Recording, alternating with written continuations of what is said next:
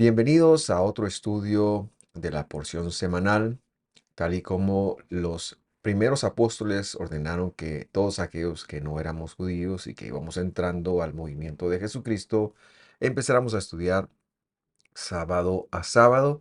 Y usted puede encontrar un poquito más de esto en el capítulo 15 del libro de los Hechos. Hoy veremos la porción que se llama Bo, esta quiere decir entra. Y vamos a tratar como un punto principal, pues varios temas, pero el punto principal de hoy es la dureza del corazón humano. La porción comprende desde el capítulo 10, versículo 1, hasta el capítulo 13, versículo 16. Y es nuestro placer empezar con una oración para pedir al Señor su guía. Nuestro buen Dios, te damos gracias por permitirnos estudiar tu palabra una vez más.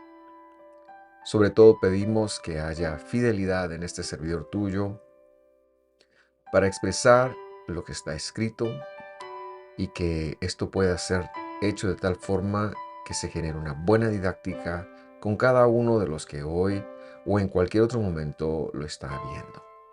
En el nombre de Jesús y con alegría lo pedimos y sabemos que tú responderás esta oración. Amén y amén. Muy bien, como es nuestra costumbre, ya en este año repasamos lo que hemos visto el año pasado. Este es el segundo año de las porciones. Y recordar que el año pasado vimos los tres estados del corazón de Faraón, que pasó de duro o fuerte o inamovible a rebelde, y luego al último punto que fue pesado, es decir, que ya era inamovible, incambiable. Vamos a empezar la lectura de esta porción en el capítulo 10, versículo 1, y le invito a acompañarme. Y dice así: y el Señor dijo a Moisés, entra, esta es la palabra bo, a Faraón, porque yo he agravado su corazón y el corazón de sus esclavos para dar entre ellos estas mis señales. Y la referencia es a las plagas que se han visto y se verán. Y esta es la lectura que hicimos el año pasado. Vamos a leer ahora el versículo 2, porque este verbo agravar o dureza de corazón es necesario explicar. Dice así: y para que expliques, la palabra ahí es zafar, a tus hijos y a tus nietos cómo traté con dureza en Egipto, con una resistencia, por decirlo en otra forma, y mis señales que levanté entre ellos, y para que sepan, es decir, los hijos y los nietos, que yo soy el Señor. Muy interesante este versículo. Y la palabra explicar, es decir, la palabra zafar, el verbo zafar, se encuentra en un estado intencionalmente intensivo. Es decir, que esta palabra que viene de marcar o dejar una marca, eh, se le está pidiendo a los padres que dejemos tan profunda huella en el corazón de nuestros descendientes con respecto de las cosas que Dios ha hecho no solo con nosotros, por supuesto que con nosotros, pero con nosotros desde la escritura, desde el punto de la escritura. Y que sea así que nuestra descendencia logre conectar la identidad que ellos tienen a través de nosotros con Dios. Mucho más importante que heredar nuestra genética o nuestro apellido a nuestros hijos es heredar el hecho de que ellos son hijos de Dios y que necesitan ser llamados, que necesitan encontrarse con el Salvador, ya que pues Dios no tiene nietos, nosotros sí, pero Dios no. Y Dios está poniendo en los padres una responsabilidad que estos han de tomar muy en serio, y por eso la intención del verbo marcar, dejar una huella, en donde por medio del testimonio de lo que Dios ha hecho en nosotros con respecto de su palabra, como es el caso de los hijos de Israel del capítulo 10, pero como es el caso de nosotros hoy en día, que Dios sigue teniendo una obra en nosotros por medio de su Torah, por medio de su palabra, nosotros podamos dejar esta huella en el corazón de nuestros hijos y que ésta se extienda a nuestros nietos. Y es la única forma de permanecer, de subsistir como pueblo. Recordar que nuestra ciudadanía es de la Jerusalén celestial. Ese es el verdadero pueblo del que somos, aunque hayamos venido de distintas naciones. Israel es la ciudadanía celestial y esa es la identidad, perdón, que más nos debería de ocupar, marcar en el corazón de nuestros hijos. También me llama la atención con respecto al versículo 2 que dice Adonai trató en Egipto o a los egipcios con dureza. Y esto lo dice porque en las 10 plagas él fue de menos a más para demostrarles que debían de soltar a Israel, que habían llegado a esclavizar, pero también para que por medio de esa dureza con que se trató al opresor, nuestros hijos puedan ver que no es bueno vivir oprimidos, que no es bueno, hijos y nietos, por supuesto, que no es para ellos el vivir a la manera de este mundo que causa opresión. Es decir, nosotros serviremos a alguien. Podemos servir a Dios o podemos servir a las tinieblas. Y aquellos que piensan que no sirven a nadie están engañados, porque al servir a nuestro corazón estamos sirviendo a las tinieblas y este es un engaño que el enemigo ha querido perpetuar en el pueblo de Dios. Esto dicho entonces en función de los hijos, tenemos que llevarlos a conectar que Jesús es Adonai, que Jesús es el que provocó estas pruebas, que no es otro, sino que Adonai, que quiere decir, lo hemos explicado, yo seré el que estaré, yo seré el que seré, es el que da origen al nombre con el cual este mismo Dios viene a la tierra a salvarnos. Así que Él mismo está allí tratando con dureza a las tinieblas en favor de nosotros. Y esto me recuerda, ahora sí, en función de nuestros hijos, un proverbio que en mi niñez fue dicho por mis padres muchas veces a, a mis hermanas y a mí. Y vamos a leerlos. Proverbios 22:6 dice, entrena, algunos dicen al joven o al niño, o la palabra que usan realmente es instruye al niño o al joven en su camino, dice, pero esta versión que la traduje literalmente dice entrena. Entrena es un verbo en estado de una orden, es un imperativo. Entrena al Nahar. ¿Y qué quiere decir Nahar?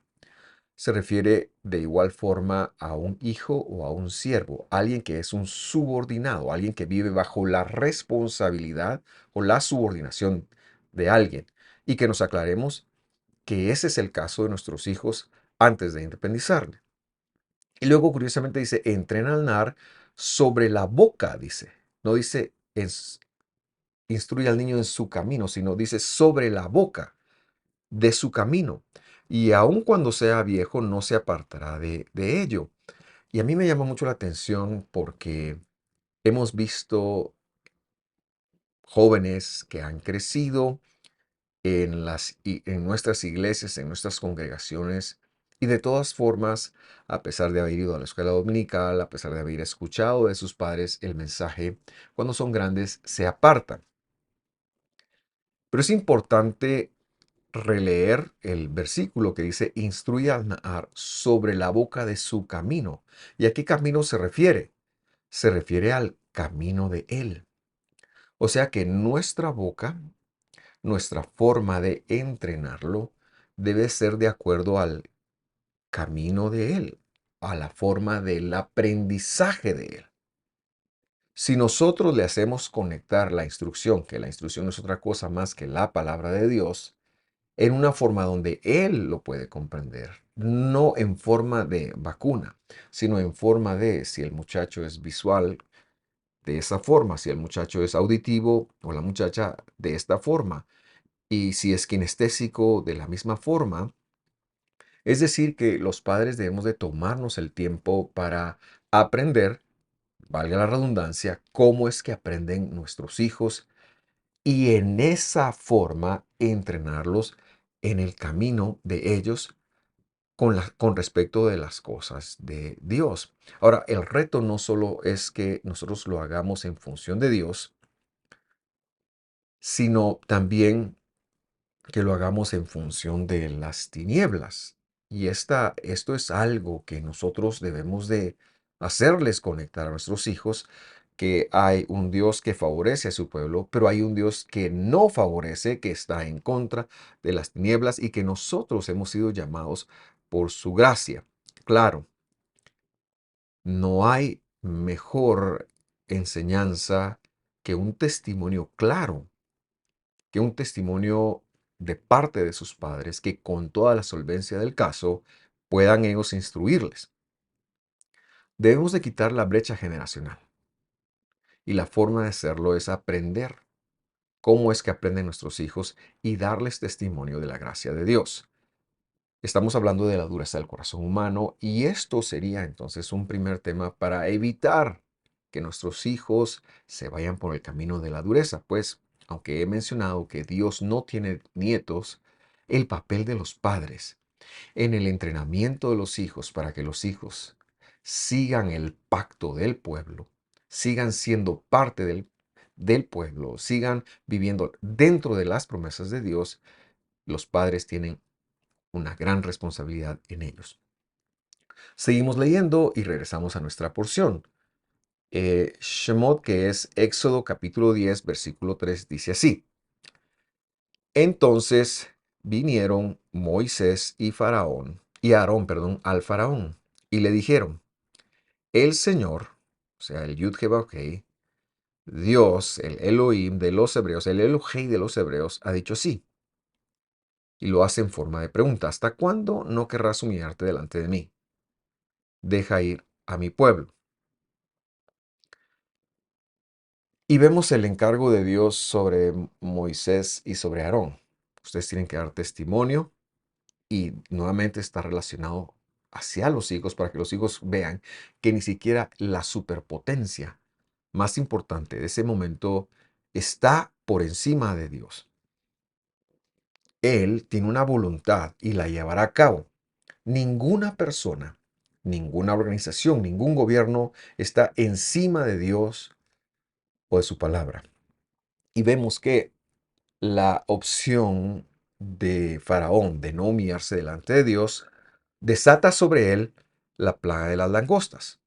Y no me quiero detener en la plaga porque usted lo puede leer y creo que la traducción es muy apegada a lo que pasó, ¿verdad? Cómo estas vienen. Y esta no es la parte más importante de la teología, pero por eso me quiero adelantar al versículo 19 para que usted vea que una vez que la plaga viene, que Faraón pide que la plaga se quite, veamos qué es lo que ocurre. Y el Señor, verso 19, volvió un viento occidental fortísimo y quitó la langosta y la arrojó en el mar de los juncos. Ni una langosta quedó en todo el término o en todo el territorio de Egipto. Verso 20. Mas el Señor endureció el corazón del faraón para no dejar ir a los hijos de Israel. Y este verbo, endurecer, es importante recalcarlo una y otra vez. ¿Por qué decimos esto? Porque Dios no tiene la necesidad de endurecer el corazón de alguien. El corazón humano, y ya enfrentando lo que es nuestro tema, ya es duro, es el resultado de ser humanos, el resultado de ser pecadores, nos lleva a tener un corazón que no le gusta cambiar su forma de pensar, que no está dispuesto a someterse ante la autoridad de Dios. Yo me atrevería a pensar que si el Señor Jesús regresara, igual que Él vino, la mayoría de igual forma no creerían en Él a pesar de los milagros y los portentos, porque el corazón humano es duro y no depende de que el corazón humano se suavice, sino depende de algo que Dios pueda operar en el corazón humano. La mejor forma de leerlo es que el atributo de la justicia, porque ahí da el nombre del Señor, dejó su corazón duro. Y es que cuando Dios habla con alguien, para que ese alguien responda, Él puede, Él cambia el corazón. Recientemente me tocó mi lectura bíblica leer al profeta Elías cuando, después de la matanza de los profetas de Jezabel, él tiene que salir huyendo. Y cuando se encuentra con Dios en el monte Sinaí, Dios le dice, ¿qué estás haciendo aquí? Y él está desesperado, está triste, está ante una, probablemente de las crisis más grandes de su vida, una depresión, diríamos hoy, un estado emocional bastante complicado. Y Dios le dice, vete y vas a hacer tres cosas. Vas a ungir a tal como rey de Aram, vas a levantar a tal como tu sucesor en los profetas y vas a hacer tal en función del rey. Esas tres cosas quiero que hagas. Inmediatamente se levanta y se va. ¿Por qué? Porque el corazón que Dios toca le responde. Entonces, hacemos un énfasis en que la construcción verbal, cuando dice el versículo 20 que Dios endureció, es que Dios simple y sencillamente rehusó hacer algo por el corazón de Faraón, es decir, lo dejó duro y esa es la mejor forma, pero es intención divina, es una intención difícil de explicar, que Dios ve el corazón e intencionalmente lo deja duro, aunque esto le vaya a causar mucho mal a Faraón, como ya se ha visto en las plagas, se verán las dos que restan y por supuesto cuando el pueblo salga. Ahora la pregunta que nosotros nos hacemos es, ¿por qué Dios hizo eso? Porque Dios no tocó el corazón de Faraón. Porque Dios no toca el corazón de la mayoría de las personas. Porque cada vez los que creemos completamente en la Biblia, los que tenemos la Biblia como la autoridad suprema, tendemos a ser los menos, mientras que aquellos que tal vez sí creen en Dios, pero ven la Biblia ya como algo irrelevante o como algo que tiene que ajustarse a los tiempos, van siendo los más. Y por supuesto, aquellos que ni siquiera toman la Biblia en consideración. ¿Por qué Dios no los toca a ellos? Y yo digo que también muchos humanos, muchas personas cuando escuchan sobre la elección de Dios, tienen la cosmovisión de una justicia y lo que ésta debiera de ser. ¿Por qué Dios nos salva a todos? ¿Por qué Dios permite el que algunos se pierdan? Y luego también, ¿por qué existe mal en el mundo? Y pensamos entonces que Dios, su santidad, el Mesías, está obligado a comportarse como nosotros lo consideramos justos. Pero la verdad es que Dios es soberano y que todos los humanos, desde Adán hasta el último que nazca, están condenados al mal, están condenados a la muerte eterna, están condenados a la no existencia. Pero Él en su bondad y también en su sola potestad ha escogido a algunos para salvar. Y nosotros los que somos salvos no podemos entrar a juzgar a Dios por qué hace eso, por qué no juzga o por qué no salva, perdón, a quienes yo quiero, sino eso está en su sola potestad. Él es tan bueno que decidió venir por unos, por el movimiento que se llama Israel. El Evangelio nos colabora un poco con este entendimiento cuando en Romanos 8:28, y lo vamos a leer en la Reina Valera Antigua, dice lo siguiente: ¿por qué? A los que antes conoció, también los predestinó. Corregimos la palabra predestinar que nos genera que les escogió un destino por la palabra griega que está ahí, que es pro y destino, para que fuesen, perdón, hechos conforme a la imagen de su Hijo, para que Él sea el primogénito, el reshit. Le he puesto que es un concepto hebreo que hemos explicado entre muchos hermanos. Entonces, señalamos que el conocer del verbo del versículo 29, o sea, el escoger, cuando Él escoge, Él traza un destino para nosotros, para que alcancemos la imagen. ¿Y qué es la imagen? La palabra tselem representa a una luz atenuada, una luz disminuida, que es el material con que Él o la herramienta, creo que es mejor explicación, con la que Él creó al hombre, que el hombre perdió esta imagen. Esto no representa que el hombre, Dios estaba viéndose en un espejo y lo hizo como Dios era, no. El Selem o la imagen, lo que traducen como imagen, es el instrumento utilizado por Dios en la creación del hombre que le iba a dar al hombre un poco de luz hasta que recibiera la semejanza. El hombre no llegó a recibir la semejanza y cuando el pecado vino, perdió la imagen de Dios. Y por eso este versículo está diciendo que nuestro destino tiene que ser llegar a ser hecho conforme a la imagen, a la idea original del Hijo, o sea, como era el Hijo cuando estuvo aquí en la tierra. Y de esta manera, o sea, eterno. Y de esta manera Él va a ser el primero de todos los que resucitaron. A eso se refiere. Dios nos ha elegido entonces. Y en esta elección, Él nos ha trazado una imagen y nos sentimos dichosos de saber que Él es el primer lugar entre muchos que también vamos a resucitar para no morir. Esto es la elección de Él. Esto permanece en la sola potestad de Él y mientras no tengamos más revelación, por supuesto, desde la Escritura, decimos que nos basta llegar a aceptar que así es.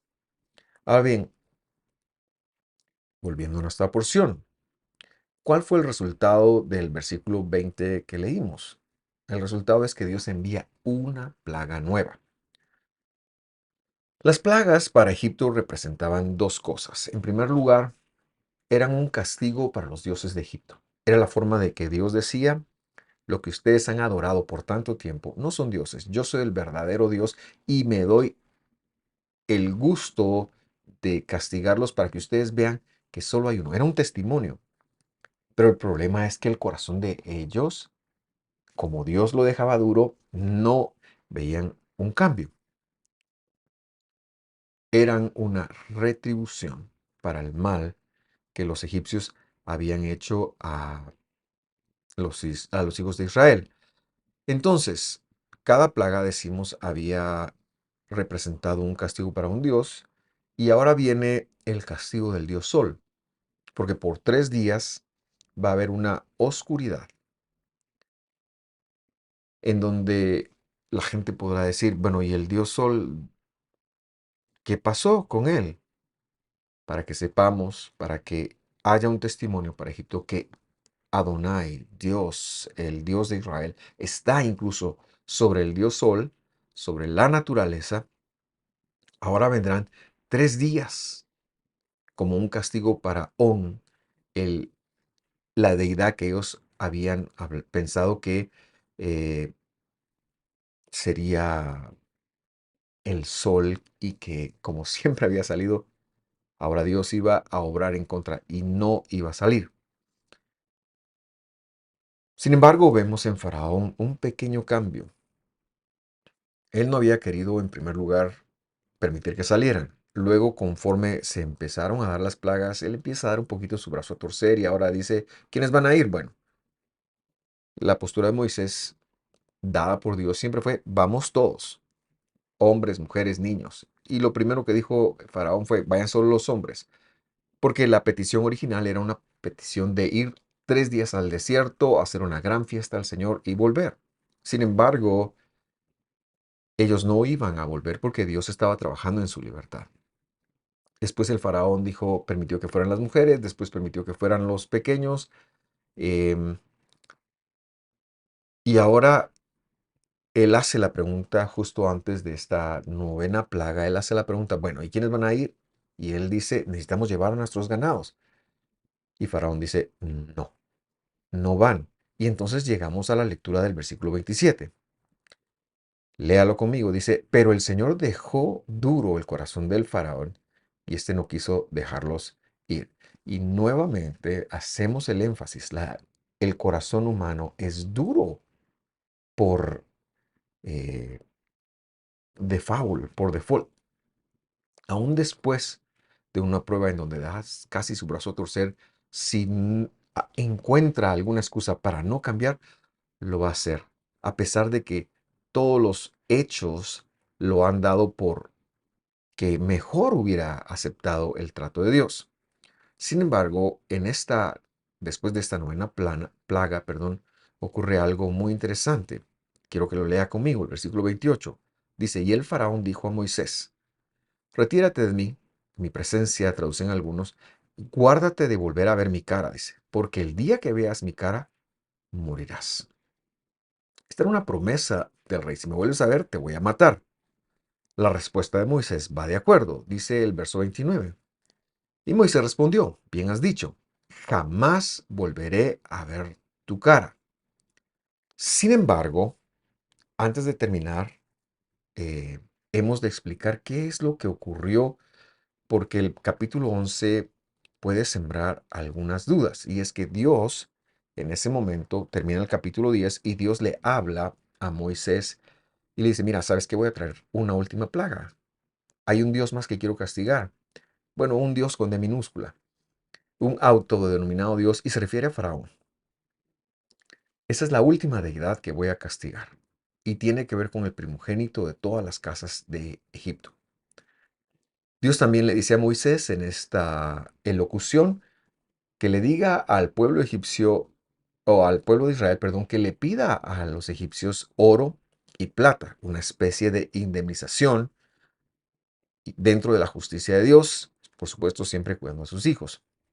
Pero luego Moisés hace una declaración que está un poco confusa, porque se ve un diálogo con el faraón y vamos a leer todo el pasaje para tener un contexto. Verso 4 del capítulo 11 de Éxodo, Shemot, dice, entonces dijo Moisés, así ha dicho el Señor, como a la medianoche, Moisés está hablando de lo que, está profetizando lo que Dios ha dicho.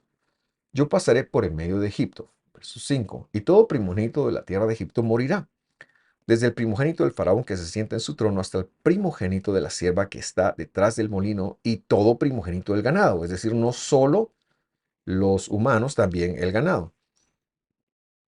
Verso 6. Habrá un gran clamor en toda la tierra de Egipto como nunca lo hubo, ni lo habrá. Pero entre los hijos de Israel, verso 7, ni un perro les ladrará, ni a los hombres, ni a los animales, para que sepan que el Señor hace distinción entre los egipcios y los hijos de Israel. Muy interesante esto de los perros. No vamos a comentarlo porque efectivamente la noche de Pesaj, de Pascua, hasta los perros se callaron. Verso 8 dice, entonces vendrán a mí todos estos tus servidores.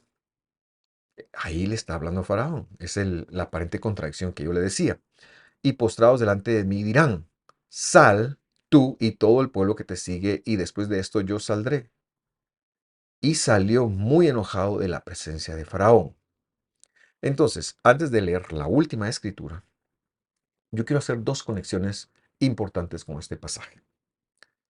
En primer lugar, Dios está hablándole por medio de Moisés a Faraón, representante del mal, pero también a nosotros sus hijos, que Dios hará siempre una distinción entre los egipcios y entre los hijos de su pueblo, entre el pueblo de Israel.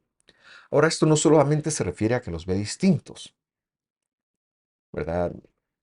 Sino se refiere a que los hará diferentes.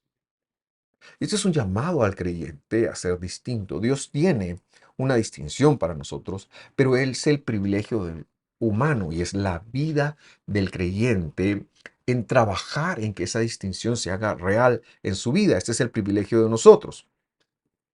El creyente no puede endurecer su corazón a la palabra de Dios como sí lo ha hecho el egipcio. Por eso estamos hablando de la dureza del hombre. La dureza del hombre no debería de tener cabida en el creyente renovado y transformado por el sacrificio del Señor Jesús. Al contrario, el creyente debería volver a la Escritura y entender que todos los mandamientos están allí para marcar una distinción entre nosotros, los creyentes en el Dios de Israel, y aquellos que están afuera que no lo son. Aquellos que van a dejar duro su corazón a pesar de que vean la bondad del Señor o a pesar de que vean el rigor del Señor. Esto es importante notarlo y es la cúspide del tema que veníamos hablando. Es la cúspide de la dureza del corazón humano. Por lo tanto, nosotros los creyentes debemos de esforzarnos en doblegar nuestra cerviz y en entender, si aún no lo hemos conectado, que el llegar al Dios de Israel por medio de Jesús, por medio del sacrificio de Jesús, que es el mismo, ha de ser una obligación a doblegar nuestro orgullo, nuestro ego, nuestra vida en pos de los mandamientos. La otra cosa que quiero manejar con usted es lo que habíamos hablado. Les echan de la presencia de Faraón, pero ahora está nuevamente hablando con Faraón. Y la respuesta va a que Moisés había dicho que no vería el corazón al rostro de Faraón, pero Dios, justo cuando él sale de el espacio en donde estaba hablando cara a cara con Faraón, Dios, quizás en los atrios, quizás en las gradas del palacio, le dice las palabras del verso 1. El Señor le dijo a Moisés: traeré una sola plaga más sobre el Faraón y sobre Egipto, y después de esto él los dejará salir. Cuando los deje ir, los echará de aquí por completo. Y como consecuencia, regresa a decir lo que hemos leído a Faraón. Cierro entonces con la lectura del versículo 10 para reafirmar el tema que hoy hemos visto. Moisés y Aarón, capítulo 11, 10, hicieron todos estos prodigios delante de Faraón. Pero el Señor dejó fijo, duro, fuerte el corazón de Faraón, y éste no lo dejó ir. Terminamos diciendo que el hecho de ser creyentes nos hace diferentes a los que no lo son. ¿Y cuál es la diferencia? Es que Dios nos ha dado como mandamiento, como competencia, acceso a ser distintos, acceso a que Él nos haga distinguidos. Él ha puesto el poder en nosotros para ser distinguidos. Y hemos de usar el poder de la salvación para ser distintos, para distinguirnos. Este es el camino de fidelidad del creyente. Es un entrenamiento continuo. Si usted oye hoy su voz en la escritura, en este estudio o en cualquier otro estudio, sobre todo con respecto de sus mandamientos, siga su voz. Hoy en día, en el mundo occidental, se ve con muy buenos ojos aquel que hace las cosas porque lo siente, y verdaderamente qué agradable es hacer lo que a uno le gusta.